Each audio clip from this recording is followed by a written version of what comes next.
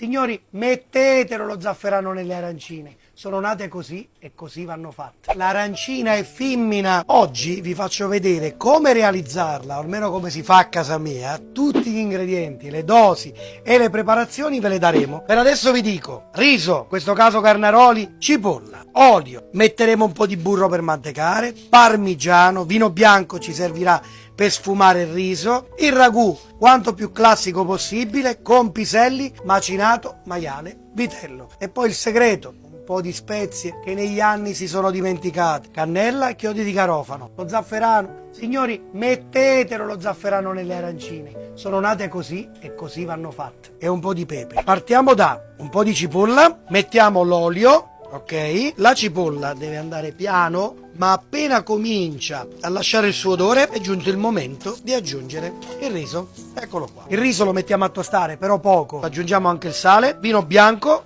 sfuma, poco. Eccoci, alziamo la fiamma, tutta l'acqua. Via, lasciamo cuocere. Zafferano, pistilli, polvere, l'importante è che sia di buona qualità. Aggiungiamo un po' di acqua calda e lo prepariamo. Solo alla fine mettiamo lo zafferano. Ragù, carne mista, chiodi di garofano, pepe e un po' di noce moscata. È un ottimo caciocavallo, non può mancare. Evitiamo brodi o succedanei, tra virgolette. L'unica cosa che facciamo: zafferano. E continuiamo la cottura.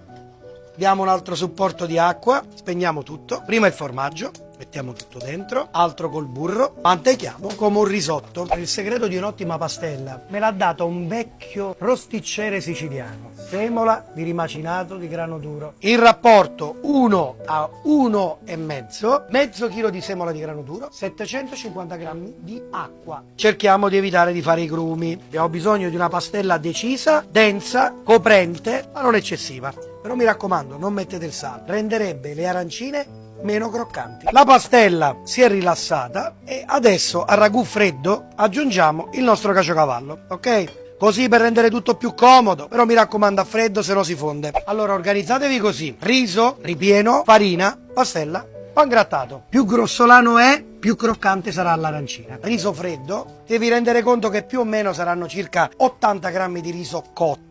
Con questa operazione, guardate, girando piano piano la sfera di riso, creiamo un solco, cucchiaio, e mettiamo una decorosa quantità di ripieno all'interno. Con l'altra mano si preme all'interno e chiudiamo con carne rotonda, con prosciutto e formaggio ovale, non al contrario come fanno a Catania. Una bella arrotolata nella farina per fare in modo che la pastella sia quanto più coprente, e poi uno per volta qui nella pastella, copre bene bene bene, e poi Ilaria, dagli una rotolata, vai!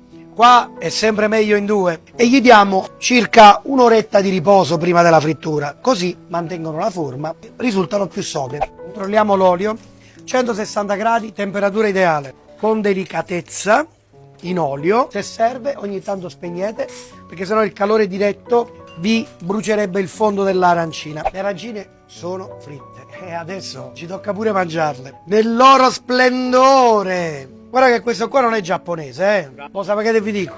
Pensateci voi.